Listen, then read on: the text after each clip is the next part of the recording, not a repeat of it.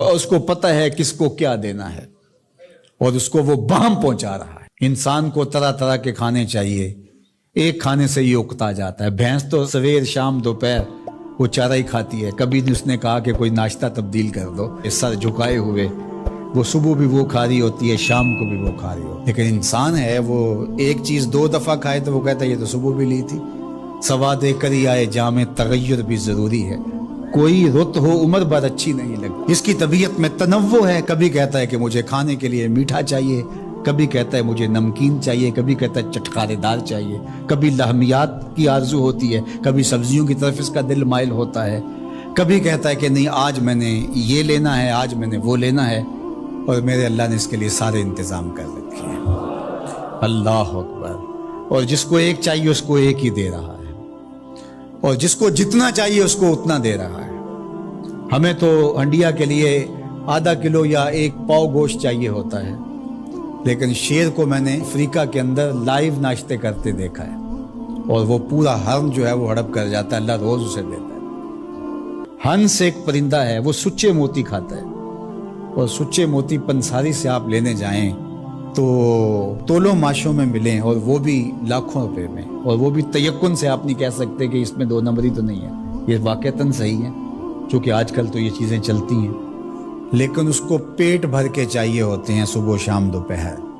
اور دنیا کے اوپر ایک ہنس نہیں رکھا ہوا اللہ نے، لاکھوں ہنس کروڑوں ہنس دنیا پہ پائے جاتے ہیں، اور ان کو اربوں موتی روز چاہیے، اللہ روز عطا کر رہا ہو۔ تو یہ ہے اس کی ربوبیت، جس کو جو چاہیے وہ عطا کر رہا ہوتا ہے۔ رب العالمین، تمام جہانوں کا پالنے والا ہے۔ رب کا معنی علماء نے یہ کیا ہے، حضرت عبداللہ ابن عباس فرماتے ہیں انہ مالک الدنیا وانہ مالک الاخرى، یہ دنیا کا بھی مالک ہے اور آخرت کا بھی مالک ہے۔ رب یہ صرف دنیا میں ہی نہیں، آخرت کے اندر بھی اس کے خانے کرم پہ لوگ پل رہے ہوں گے، اور دنیا میں بھی اس کے خانے کرم پہ لوگ پل رہے ہیں۔ اب عالم کیا ہے؟ ما سوی اللہ کو عالم کہتے ہیں۔ علماء نے اس پر بہت کچھ لکھا، لیکن حضرت وہب بن منبہ رضی اللہ تعالیٰ عنہ فرماتے ہیں کہ 18,000 عالم ہیں، ان میں سے ایک عالم یہ عالم دنیا ہے۔ بہت ساری چیزیں ہیں، ہماری انسان کی پہنچ ہی وہاں تک نہیں ہے۔ وما یعلم جنود ربک الا هو، اللہ کے لشکروں کو کون جانے؟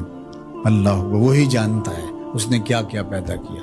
انسانی مرغ عقل تھک کے گر جاتا ہے۔ اللہ اکبر۔ تو کہا رب العالمین، تمام جہانوں کا پالنے والا۔ اچھا، یہاں رب المسلمین نہیں کہا گیا، رب المطیعین نہیں کہا گیا، رب المتقین نہیں کہا گیا۔ صرف نیکوکاروں کا، اچھے لوگوں کا رب ہو، جو نہیں مانتے وہ ان کا بھی رب ہے، جو انکار کرتے ہیں ان کا بھی رب ہے۔ اللہ اکبر۔ یہ اس کی ربوبیت کی شان ہے کہ وہ اپنوں بیگانوں کو سب کو نواز رہا ہے۔ اور اگر آپ کی توجہ ہو تو یہاں ایک جملہ اور کہنا چاہوں گا، رب کا لفظ جو ہے وہ واحد ہے اور عالمین جمع ہے۔ رب العالمین، ایک رب اتنے جہانوں کو پال رہا ہے، ایک رب اتنے جہانوں کو پال رہا ہے۔ چلو اس سے آگے ایک اور بات کروں، رب واحد ہے اور عالمین جمع ہے، تو ایک رب کے کئی بندے ہو سکتے ہیں، ایک بندے کے کئی رب نہیں ہو سکتے، اس لیے رب کو واحد رکھا، عالمین کو جمع رکھا۔ کیونکہ اگر ایک خادم جو ہے، ایک غلام 5-6 آقا رکھے تو ایک کہے پانی لے کے، اور دوسرا کہے کہ میرے حقے میں آگ بھرو، اور تیسرا کہے تو وہ کدھر جائے گا کدھر جائے گا، اور ایک آقا 100 خادموں سے بھی کام لے رہا ہے۔ تو رب کو واحد رکھا، عالمین کو جمع رکھا، اس لیے بندے کا رب ایک ہی ہو سکتا ہے، 360 نہیں ہو سکتے۔ رب ایک ہی ہوگا، اور ایک رب کے ہی بندے جو ہیں وہ ہزاروں ہیں۔ وہ تمام جہانوں کو پال رہا ہے۔ کیوں پال رہا ہے؟ کوئی ضرورت ہے اسے؟ جو بھی ہے، باپ اولاد کو پالتا ہے تو اس کے ذہن کے کسی گوشے میں ہوتا ہے یہ بڑھاپے کا سہارا بنے۔ شاگردوں کو استاد پڑھا رہا ہوتا ہے، اس کے ذہن میں ہوتا ہے کہ کل یہ میرے کاز میں میرے ساتھ کھڑے ہو جائیں گے، میرے ساتھی ہوں گے۔ ملازموں کے ساتھ ان کا باس کھڑا ہوتا ہے تو ان سے کام لینا ہوتا ہے، غرض ہوتی ہے۔ تو اللہ اتنے جہانوں کو پال رہا ہے تو کیا غرض ہے؟ الرحمن الرحیم، محض رحمان ہے نا، اسے کوئی غرض نہیں، وہ رحمان ہے اور رحیم ہے، اور یوں ہی پال رہا ہے۔ جو نہیں مانتا اسے بھی پال رہا ہے، اور جو مان رہا ہے اسے بھی پال رہا ہے۔ اللہ اکبر، وہ رحمان ہوا، وہ رحیم ہوا۔ ایسا نہیں ہوا کہ ایک بلی کو بہت زیادہ خوراک دے دی گئی اور وہ پھول پھول کے ہاتھی جتنی ہو گئی، اور ایسا کبھی نہیں ہوا کہ ایک ہاتھی کو خوراک کم ملی اور وہ چوہے جتنی رہ گئی۔ جس کی جو فطری استعداد ازلی جو اس نے خود مقرر کی ہوئی ہے، اس کے مطابق اس کی گروتھ ہوتی ہے اور اس کے مطابق اس کی تربیت کرنا ہے۔ خلاصہ ہے پورے قرآن کا سورہ الفاتحہ، جو سارے مضامین ہیں پورے قرآن میں وہ سمٹ کے سورہ فاتحہ کے اندر آ گئے ہیں۔ تو اس کا آغاز اللہ کی حمد سے ہو رہا ہے۔ الحمدللہ، تمام خوبیاں اللہ کے لیے۔ کسی کے اختیاری حسن پر، کسی کے اختیاری جمال پر جو ثنا کی جاتی ہے، ستائش کی جاتی ہے، اسے حمد کہا جاتا ہے۔ کچھ خوبیاں اختیاری نہیں ہوتی، غیر اختیاری ہوتی۔ اگر کسی کا رنگ سفید ہے، نقوش تیکھے ہیں اور اس کی آنکھیں نرگسی ہیں، اس کے دیگر اعضاء کا توازن بڑا اچھا ہے، تو یہ اس کا اپنا کمال نہیں ہے۔ ایک شخص عالم ہے، اس نے پڑھا، محنت کی، آگے بڑھا، تو یہ اس نے محنت کر کے ایک چیز حاصل کی، تو اس کا وصف بیان کرنا اور اس پر ثنا کرنا یہ غیر اختیاری حسن نہیں ہے بلکہ اختیاری ہے۔ تو کمال وہ ہوتا ہے جو چیزیں اختیاری ہوں۔ تو اللہ جل شانہ کی حمد اس لیے کی جاتی ہے کہ اس کی چیزیں، اس کا حسن غیر اختیاری نہیں ہے، وہ اس کا اختیاری ہے۔ اللہ اکبر۔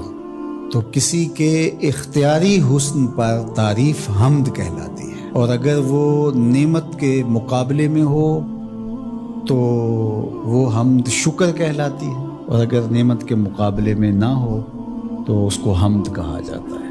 حضرت کعب احبار رضی اللہ تعالی عنہ فرماتے ہیں کہ الحمد کی تفسیر ثناء اللہ ہے، اللہ کی ثنا، اللہ کی تعریف۔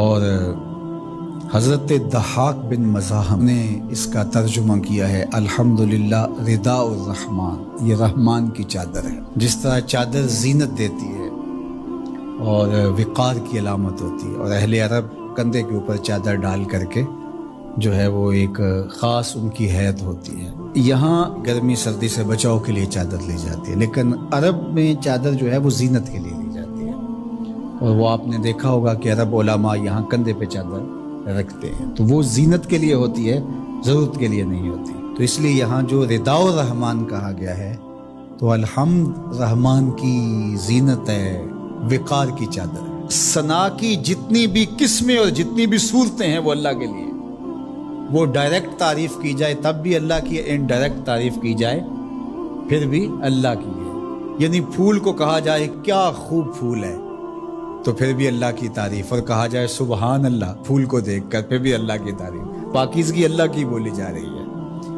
اور اگر اس کی درزوں کو، اس سے مہکتی نکلتی خوشبو کو، اس کے رنگوں کا جمال اور اس کی لطافت دیکھ کر کے کہ واہ کیا کھلا ہوا شگفتہ گلاب ہے، تو آپ گلاب کی تعریف کر رہے ہیں لیکن خالق گلاب کی تعریف کر رہے ہیں، یہ انڈائریکٹ تعریف۔ تو خوبی کی جتنی بھی صورتیں ہیں، چاہے وہ ڈائریکٹ ہو، چاہے وہ انڈائریکٹ ہو، چاہے وہ قولن ہو، رویتاً ہو، فعلاً ہو، جس طرح ہو، اللہ کے لیے ہے۔